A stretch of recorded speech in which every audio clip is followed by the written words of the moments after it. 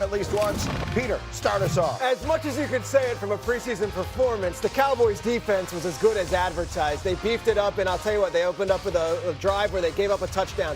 The rest of the game, Seahawks had 49 yards. But beyond the practice and all this stuff with that, this team is loaded. They added Von Miller. They're going to be significantly better than they were a year ago. I buy it. Again, you don't overreact to the preseason game, and no one is pretending to.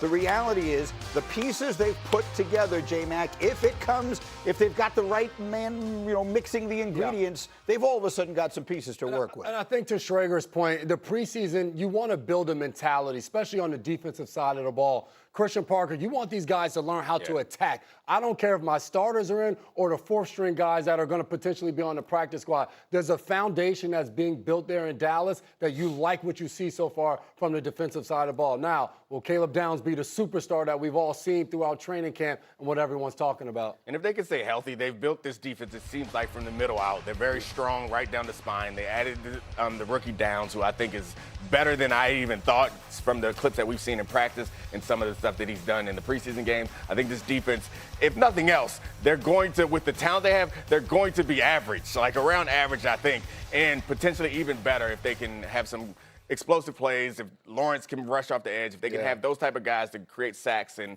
they added Von Miller. If he can close out games, the defense could be a lot better. They should be playing games from in front. There's nothing better for a defense, obviously, than playing games with the lead, and with that offense, in theory, they should be doing a lot of that. So that's one preseason proclamation. Dominique, give me another. I proclaim that Shedeur Sanders should start for the Browns, and it shouldn't be Deshaun Watson. Like, rewatching that game, or at least rewatching Deshaun Watson snaps over and over again, I didn't see something that I felt like is going to make this team a real competitor. Like, it doesn't make sense to me to put Deshaun Watson out there. There is little to no chance that Deshaun Watson is the future in Cleveland. The future in Cleveland is either Shedeur Sanders or it's going to be in the draft. You don't find out if Shedeur Sanders is the future or not unless you put him out on the field. He's going to be willing to take risks, take shots down the field to try to earn this job, and I don't see that out of Deshaun Watson. What do you think of that? I don't think Shedeur played as bad as people want to make it out to be. Like, he got in, first pass of the game, throws it to the sideline, awesome pass, but then he fumbles the snap on the next one. We saw the third down convert. You saw kind of a mixed bag of a young quarterback. I think when you look at this competition, yes, the veteran played better in the first preseason game. I think this is still a competition.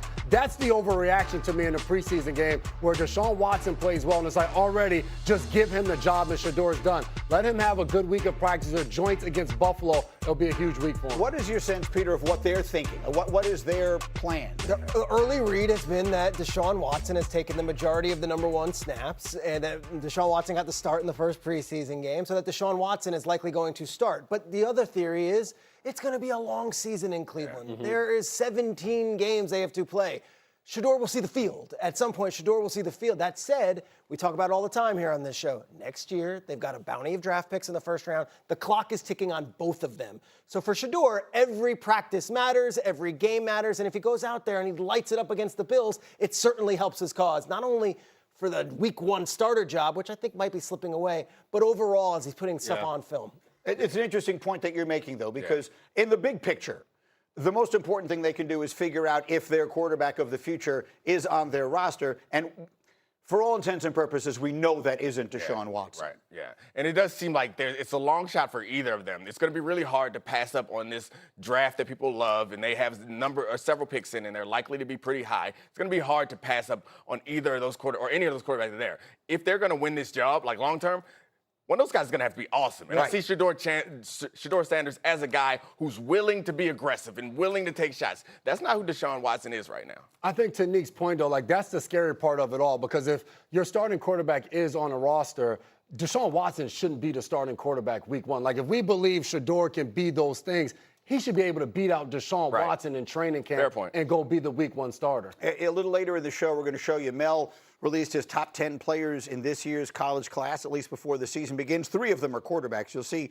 who they are. So you'll get a sense of why everyone's so excited about this draft. But I need one more preseason proclamation. J-Mac. Can we all just take a deep breath? I know it's been so long since football is here. It's been 1 week of the preseason. After 1 week, I've heard every rookie quarterback in the NFL is going to be a Pro Bowler this year. And then all the quarterbacks stink. Cam Ward sucks, can't throw the ball into the sea. State, and Tua Tagovailoa is just an awful quarterback, and Stefanski will never have good quarterback play. Let's all just pump the brakes. I know we've waited a very long time for football. Right. It's here. We're still determining what's going to be what. Okay, so that's fine.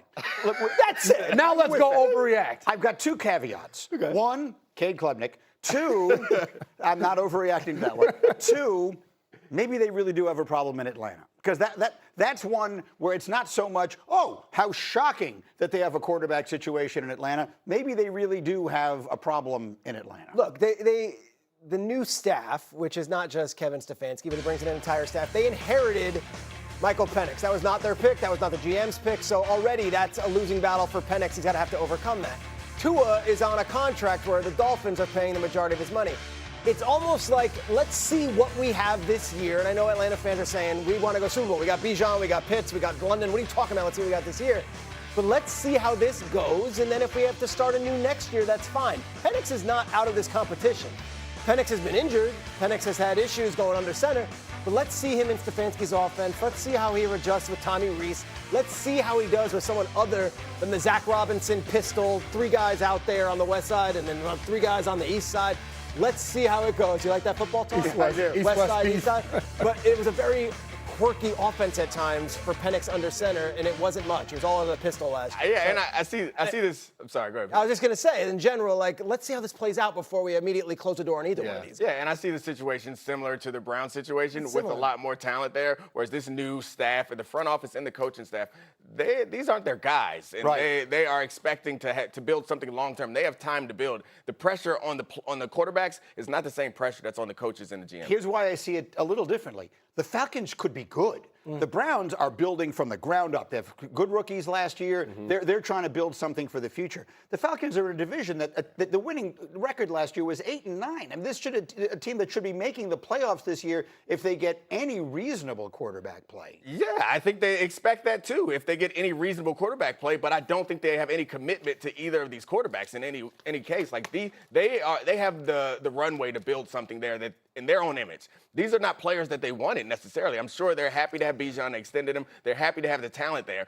but the clock just started for them. They don't feel that pressure. I would think the comp is more Minnesota than Cleveland in that Minnesota also has this quarterback situation where it's like someone else drafted that quarterback. I know Kevin was the coach, but, you know, Kwesi was the guy at the GM spot.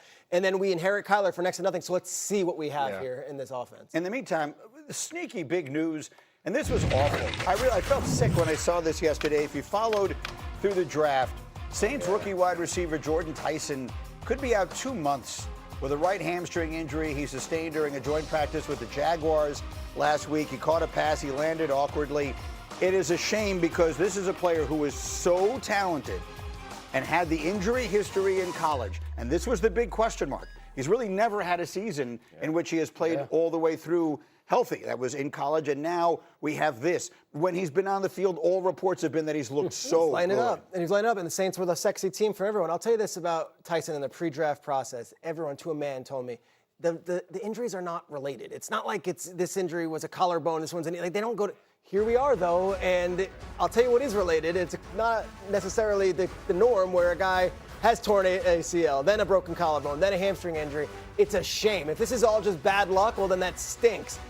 Truth of the matter is, he was lighting it up in training camp from all intents and purposes, from everything we've heard from reporters on the ground.